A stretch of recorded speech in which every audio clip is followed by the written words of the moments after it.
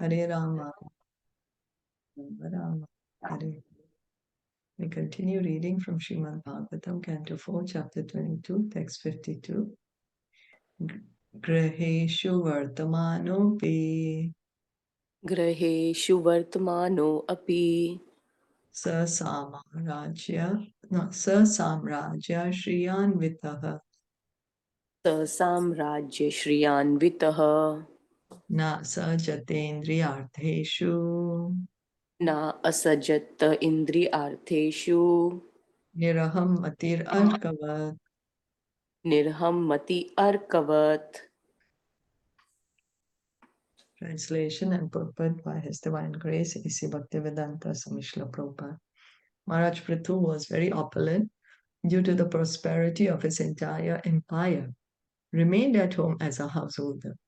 Since he was never inclined to utilize his opulences for the gratification of his senses, he remained unattached, exactly like the sun, which is unaffected in all circumstances. The word Graheshu is significant in this verse. Out of the 4 ashramas, the brahmacharya, grahast, vanaprastha, and sannyas, only a grahast or householder is allowed to associate with women. Therefore, the grahast ashram is kind of license for sense gratification given to the devotee. Pṛthu Maharaj was special in that, although he was given license to remain a householder, and although he possessed immense opulences in his kingdom, he never engaged in sense gratification. This was a special sign that indicated him to be a pure devotee of the Lord. A pure devotee is never attracted by sense gratification, and consequently he is liberated. In material life, a person engages in sense gratification for his own personal satisfaction. But in the devotional or liberated life, one aims to satisfy the senses of the Lord. So Pṛthu Maharaj, a pure devotee of the Lord, difference between a pure devotee and a conditioned soul. What is it that we are reading here? He's not affected, like he's not desires. That doesn't, the material gratification and desires doesn't impact him. He doesn't have material desires. Yeah. Desires, yeah. Yeah, material desires. Because desires are always going to be there. We can never be desireless. So, but he doesn't have material desires. But he only, his desire is to satisfy the senses of the Lord. So, pure devotional service. Thank you. In this verse, Maharaj Pṛthu is likened to the sun, Arkavat. Sometimes the sun shines on stool, urine, and so many other polluted things. But since the sun is all powerful, it is never affected by the polluted things with which it associates. On the contrary, the sunshine sterilizes and purifies polluted and dirty places. Isn't it? You know, on the road, there'll be dirty things lying there, stool or urine or something, and the sun shines on that place. So the sunshine never becomes dirty. The sun never becomes dirty. Although the sunshine is touching it, so the sun is touching it.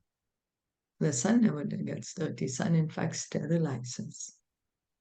Similarly, a devotee may engage in so many material activities, but because he has no desire for sense gratification, they never affect him. So he doesn't get any karma because he's not working on the material platform. He's completely understood. He's the spirit soul, part and parcel of Krishna. And so he's engaging in pleasing Krishna. And he may be engaged in different activities for pleasure of Krishna. But because they are for Krishna's pleasure, no material desire there, so he does not have any reaction to it. On the contrary, he dovetails all material activities for the service of the Lord. And on the contrary, he dovetails all material activities for the service of the Lord. Can anyone give some examples how material activities can be done for service of the Lord? Some of the material. Like when we bring the bring anything in our house, we can offer it to the Krishna first. Yes. And Yes. and if we want to watch some television, we can watch the Hare Krishna TV. We can do this. If we want to dance, we can dance in the front of our deities. And if we want to hear, we can hear the Krishna bhajans and lectures by bona fide gurus. And we can go to temple with our legs if we want to use that way. Yes. Nice. Thank you. Even like when you're doing charity, Yes. when you're giving, then you can just say first Krishna Arpanamastu. Yes. Nice. And Yes. also when you cook something, first offer it to Krishna and then Yes. Thank you. Yes. So since a pure devotee knows how to utilize everything for the Lord's service, he is never affected by material activities. Instead, by his transcendental plans, he purifies such activities. This is described in Tirasamrit Sindhu. Sarvopadi vinirmuktam tat paratvena nirmalam. His aim is to become completely purified in the service of the Lord without being affected by material designations. The designations, the upadhi. What are the upadhis? What are the designations? Like a father, son, these are the designations, the material. Yes, sure. I'm a father, I'm a son, I'm a human being, Indian, I'm Indian. Yeah. I'm Even Hindu. being a human being, you know. Yeah, being a human. Yeah, identifying with a particular community, particular family. Yes. So pure devotee is above all that. He is on the liberated platform. He's completely understood his position, that he's the spirit soul, part and parcel of Krishna. So this is what Pṛthu Mahārāja was doing. And the biggest is it male and female? I am male, I am female. Yeah, sure. That is Yes. also upadhi, right? Yes, yes. That's also also upadhi. does it mean that is identification with the body? Yes. Yes. Right? Yes. Not to the soul, but body. Yes. Yes. Right? Yes. Okay. Evam adhyatma yogena Evam adhyatma yogena karmani anusamacharan karmani samacharan putran utpadayam asa putran utpadayam asa panchar chishi atma sammatan. pancha Panchachishi atma Atma sammatan. Sammatan. Being situated in the liberated position of devotional service, Pṛthu Mahārāja not only performed all fruitive activities, but he also begot 5 sons by his wife, Archi. Indeed, all his sons were begotten according to his own desire. So he was a pure devotee. So even while being in the body, he is liberated. He's a Jivan Mukta. And he's also having children, because he's having them as a service. As a householder, Pṛthu Mahārāja had 5 sons by his wife Archi, and all these sons were begotten as he desired them. They were not born whimsically or by accident. How one can beget children according to one's own desire is practically unknown in the present age Kali Yuga.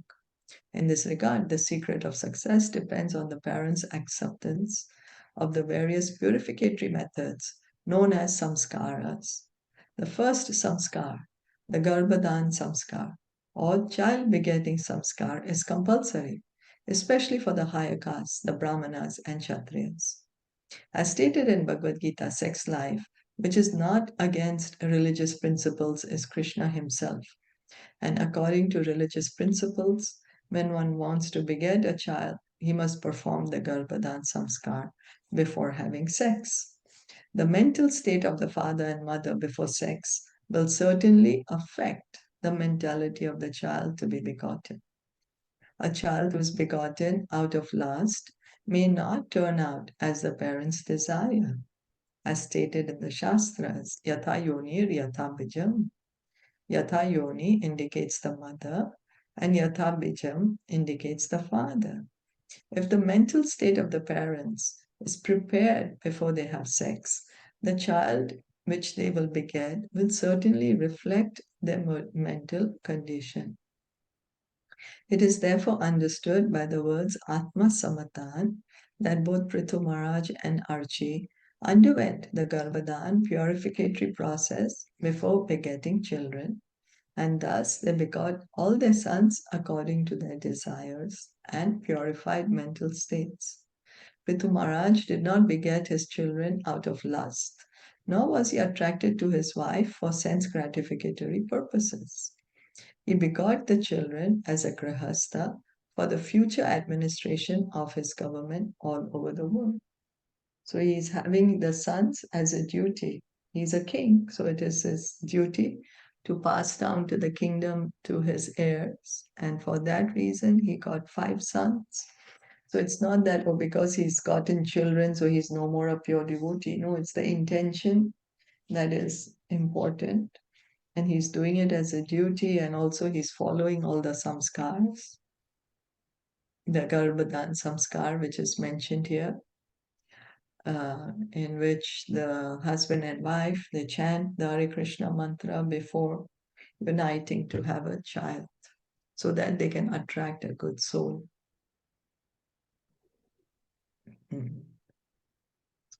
So text 54. Vijitashvam durmrakesham Vijitrasham dhumrkesham arayaksham dravinam vrikam Harirnaksham dravinam vrikam sarvesham lokapalanam Sarvesham lokapalanam dadareka prithurguna. Dadareka Pṛthu gunan. After begetting 5 sons named Vijitashva, Dhumrakesha, Haryaksha, Dravina, and Rika, Pṛthu Mahārāja continued to rule the planet. He accepted all the qualities of the deities who governed all other planets. In each and every planet, there is a predominating deity. It is understood from Bhagavad Gita that in the sun, there is a predominating deity named Vivaswan. Similarly, there is a predominating deity of the moon and of the various planets. Actually, the predominating deities and all the other planets are descendants from the predominating deities of the sun and moon. So Vivaswan, the sun god. In Bhagavad Gita, Krishna is saying, I spoke the knowledge of Bhagavad Gita to Vivaswan. That Prabhupada calculates it's around 2 million. No, 2 million years is that was coming up to the human society, so before that. So anyway, the idea is that every planet has its ruler. A ruler of the planet, one who's responsible for the planet. And here Prabhupada is saying that all these other, the deities of all the planets, they are coming either from the sun god or the moon god. On this planet Earth, also 2 Kshatriya dynasties, one coming from the predominating deity of the sun and the other from the predominating deity of the moon. These dynasties are known as Surya Vamsh and Chandra Vamsh, respectively. When monarchy existed on this planet, the chief member was one of the members of the Surya dynasty or Surya Vamsha, and the subordinate kings belonged to the Chandra Vamsha. However, Mahārāja Pṛthu was so powerful that he could exhibit all the qualities of the predominating deities and other planets. So he was so qualified that he could have these qualities which the demigods have, the powers of the demigods. He could have those qualities. And here we are, Prabhupada is saying the Surya Vansh and the Chandra Vansh. So So you're not different. Lord Ramachandra, he came in which one? Suryavansh, And Lord Krishna? Chandravansh. Thank you. Yadu dynasty also is Chandravansh only, right? Yes. Yes. Yeah. Okay. In the modern age, people from Earth have tried to go to the moon, but they have not been able to find anyone there. What to speak of meeting the moon's predominating deity? The Vedic literature, however, repeatedly informs us that the moon is full of highly elevated inhabitants who are counted amongst the demigods. We are therefore always in doubt about what kind of moon adventure the modern scientists of this planet Earth have undertaken. So, according to the Shastras, the scriptures, they describe moon as a heavenly planet. Is very beautiful. It has more beauty than this Earth planet, more riches, more intelligence, because it's a higher planet. So Prabhupada is saying man has claimed to go to the moon, but just found rocks. But that does not match the description of the scriptures. So then what's going on, So Gopi Thaya Jagat Shreshte Gopithaya Jagat Shreshte Kale Sve Svechutatmakaha Ale Sway Sway Achukta Atmakaha Manovag Vrittibi Saumyer Manovak Vrittibhi Saumye Gune Samranjayan Praja. Gune Sanranjayan Praja. Since Maharaj Pṛthu was a perfect devotee of the Supreme Personality of Godhead, he wanted to protect the Lord's creation by pleasing the various citizens according to their various desires. Therefore, Pṛthu Maharaj used to please them in all respects by his words, mentality, works, and gentle behavior. As will be explained in the next verse, Pṛthu Maharaj used to please all kinds of citizens by his extraordinary capacity to understand the mentality of others. So he could understand where's the other person coming from. Sometimes we say things and then it may adversely affect another because we don't know what they're thinking, what they're feeling, what's their perception. But Pṛthu Maharaj could understand that. Extraordinary capacity. Indeed, his dealings were so perfect that every one of the citizens was very much satisfied and lived in complete peace. The word Achyutatmakaha is significant in this verse. For Maharaj Pṛthu used to rule this planet as the representative of the Supreme Personality of Godhead. He knew that he was the representative of the Lord and that the Lord's creation must be protected intelligently. Atheists cannot understand the purpose behind the creation. Although this material world is condemned when it is compared to the spiritual world, there is still some purpose behind it.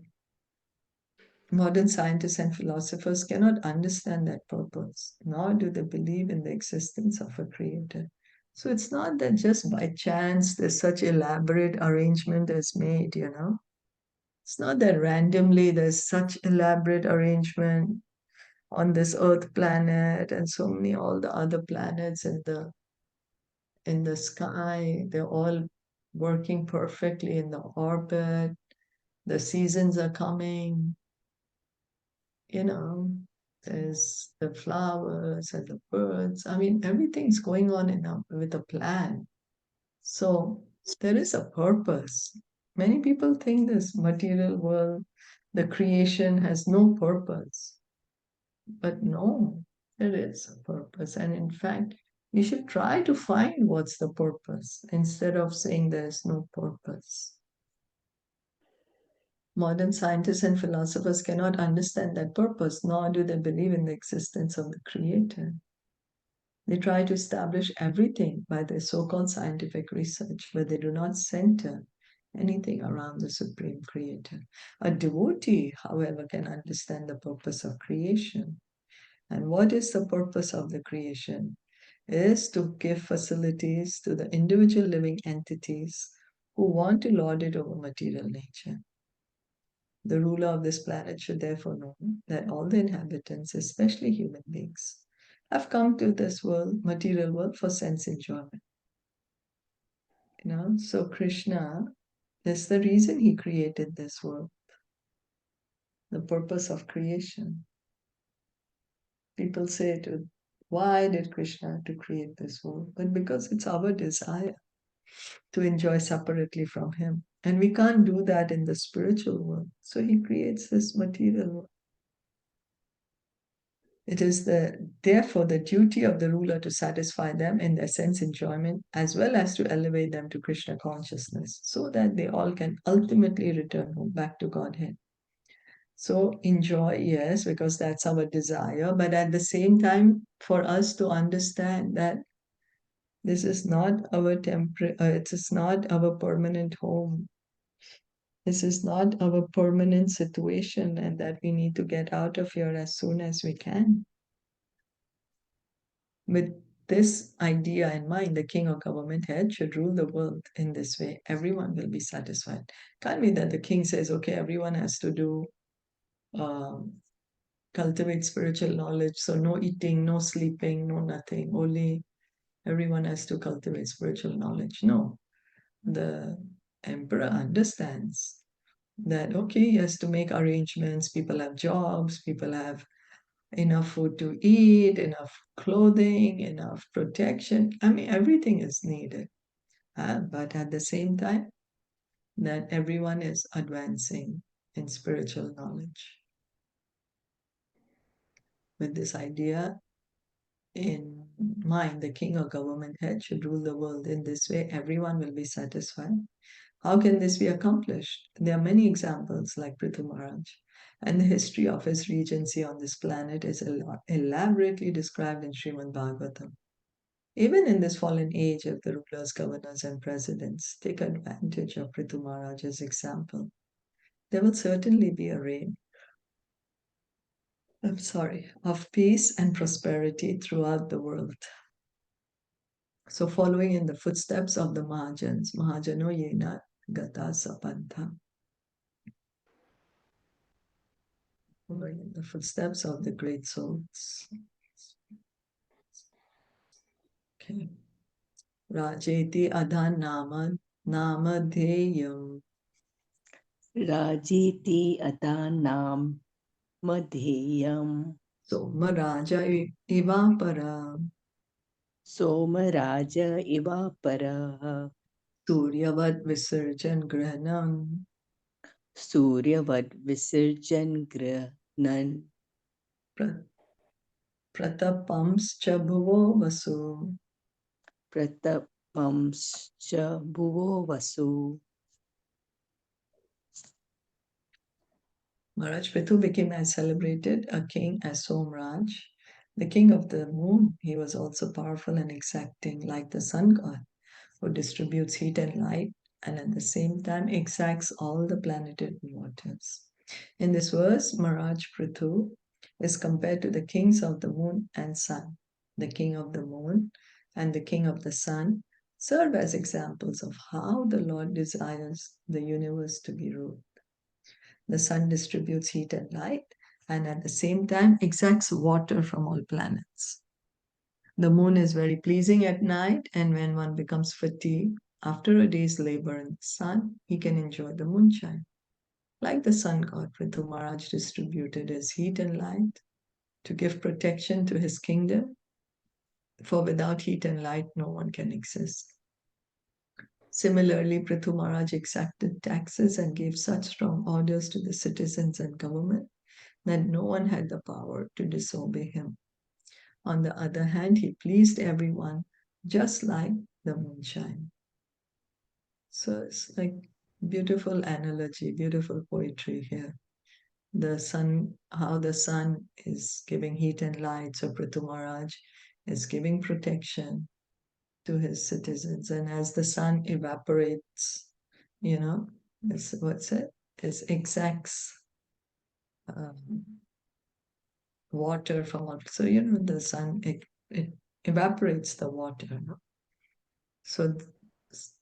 So the same way Pṛthu Mahārāja is collecting the taxes. And moonshine, very pleasing. So Pṛthu Mahārāja was so pleasing to everyone.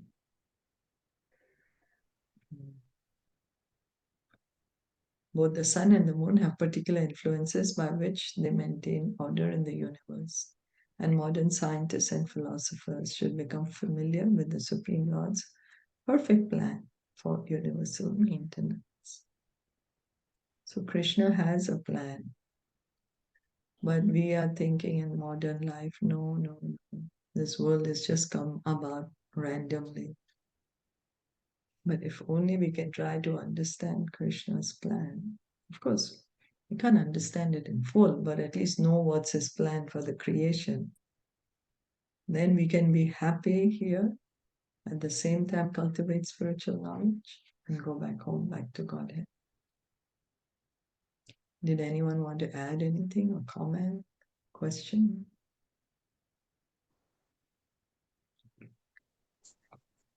Also, like I just want to add, like, see how we admire the nature.